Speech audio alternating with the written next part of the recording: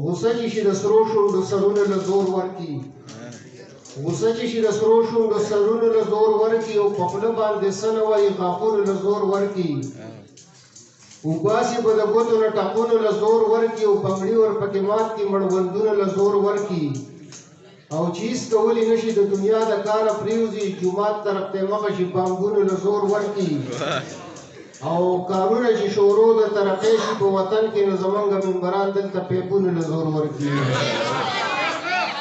او دا یوه خطه ده چې ما وې ته دومره پال پرهیز او علاج څه له کوې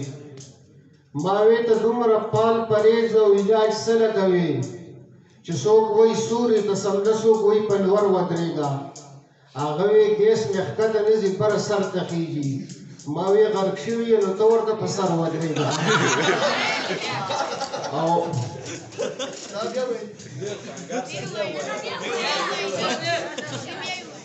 ما وی ته دومره پال پرهیز او علاج څه له کوې چې څوک وایي سوري ته سمده څوک وایي په لور ودرېږه هغه وی ګیس مې ښکته نه ځي بره سر ته خیږي ما وی غرق شوي یې نو ته ورته په سر ودرېږه او دا یو نظم دی زوړ نظم دی چې ښځې کوي بس همیشه د تشې خولې جګړې او خلک چې نه کړي د ټوپک او تمانچې جګړې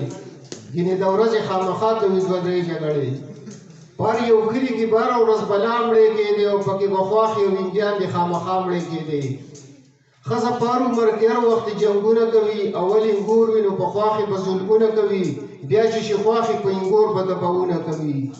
سهار نه وشي تر ماښامه ښه اوږده جګړه خو نوک پکې سور نه شي که ډېره وي توده جګړه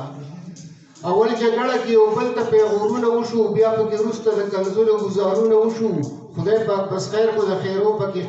پیرونه وشو د سړو جنګ کې خپې لاسونه څه ناڅه خوږېږي او د ښځو جنګ کې هر ځای بچ وي خو مازغه خوږېږي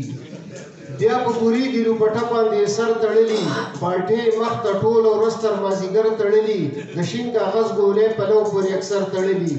هغه چې وخوري لږه رام وکړي دمه شي لږه سبا له بیا بلې جګړې ته تازه شي لږه ښځه په کور کې خپل قانون او خپل اختیار ساتي ده چې څه کې نه کار وي په هغې کې به کار ساتي ده 24 ګنټې به غمخانۍ ته ځان وزګار ساتي ده د اعلان غږ سره د کوره یو ساعت کې وځي یوې چپړ او بلې بوټ په عبت کې وځي او ښځه د خپلو خپلوانو ډېر عزت به کوي خو د خاوند د رشتهدارو نه نفرت به کوي زړه شي مړه شي خو بس دغه یو عادت به کوي دا بعضې ښځې خو بیخي د خاوند کور وخوري چې څه مونځونه سلامت په پلار او مور وخوري په قربانۍ کې به اختیار ساتي په غوښه باندې د غټ خانک نخبې راتاو به کړي په مخه باندې چې چا له څه لېږي نو ځي د دې په خوښه باندې خپلو کره به د پستې غوښې پنډوکې لېږي د خاوند خپلو له به وازګې او تشه ډوکې لېږي ښځه خاوند دوه پیاګانې دي د ژوند د ګاډي چې درېیمه راشي نو بیا نه ورځي پیوند د ګاډي د موټرسایکل نه رکشه شي ورک شي خوند د ګاډي د مینې لار روانه شي ځای که حوصله باندې بیا دوه تې بچ کېږي خو یو ډېر ورځي کډه باندې بیا او اوس جنکۍ تعلیم یافته شو جهالت ختم شو د پخوانو ښځو رواج او زوړ عادت ختم شو خو دومره ده د خاوندانو لږ عزت ختم شو اوس جنکۍ انګاره نه پردو غمونه نه ځي خو د دې په ځای باندې بازار ته شاپینګونه نه ځي بل څه وایي انګار ته ده تاسو د په انتظار شو وایي څه مزاحیه څه ورته ووایي د ښځو هغه ورته ووایي د ښځو هغه ورته یو نظم دی چې مې په کلي کې زړه تنګ شو نو راووتم ما وی چکر چرته لګومه پېښور ته ځمه فردوس کې پوه شومه روان قصه خوانی ته شومه بلاحصار ته په مزه مزه ورورسېدم د الارچ هسپتال ګیټ ته چې مې څه وکتل 5 قطارو کې کسان یو بل پسې ولاړو داخلي کسان خو بالکل په سړک ولاړو لکه سینجي شاټ یو ګاډي په قطار ولاړ وي ما وی ډاکټر ته دومره ګڼه خو کېدلی نه شي زما په خیال په هسپتال کې جوړې نغدې ورکوي زه هم سړک باندې په یو قطار کې ودرېدمه په 15 منټه کې به یو قدم ور مخکې شومه ګنټه چې وشوه نو د ګیټ خواله ور ورسېدم خو د قطار د هغې سر څه پته نه لګېده سر به دې سوخوږم خو نښه وې او 3 بجې شوې چې په قطار کې مخکیني سر له ور ورسېدم زمانه مخکې کس ولاړو ما هغه ته کتل یو ګړب یې وکړو په لیټرین باندې ورننوتو زه حق حیران ګوته په خوله هلته کې ودرېدم زه څه خبر وم چې په دې خلکو ټوکنې شاټ وي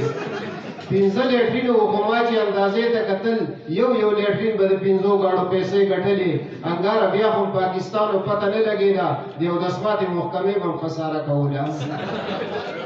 او دا بل یو نظم دی چې دا پیران پیدا شي نو هغوی پکې اکثره غیبي اپریشن هم کوي په دغه باندې یو نظم دی او د ښځو پکې د 3 کسانو مشهورتیا کړې ده د ډاکټر او د حکیم او د دمګري چې دا نظم داسې دی چې ډاکټر حکیم دمګري چېرته نه وي چې پیدا شي په مخه مشهور شي چې 2 ښځې ورله راشي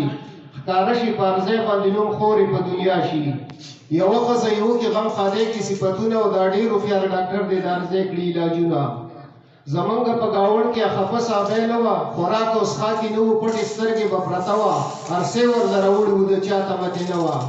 د دې ډاکټر علاج سره اوس بالکل برابره ده د ملکو دا دې ګرځي روغه جوړه ده انډره ده نو په ما به خو څه چل کېدو چې چېرته کې بتلمه چې 2 قدمه لا بړم په ځای به کېناستمه په ځان به پویه نه شوم د ولاړې پرېوتمه یو څو ځله چې لاړم ښه ښېګړه مې پې کېږي دا 2 3 میاشتې اوس مې یو ځای نه خوږېږي دا بله ورته وایي په پلاني ځای کې یقین دی بوډا دې سره سره ګیرې ده په پوزه باندې نیم دی نه مور شته نه پلار شته د 80 کالو یتیم دی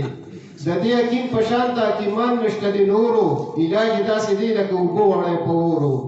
پروس کالې په ما بس یادلي غونته راتلله په ناسته به دا ځمکه په ما ټوله چورلېدله ډوډۍ به مې د ورځې ایله 6 ټیمه خوړله هېڅ مې خواته نه کېدل یو ځل نیم ورته لاړم بس اوس د خدای فضل دی چې هر سره یې نغاړم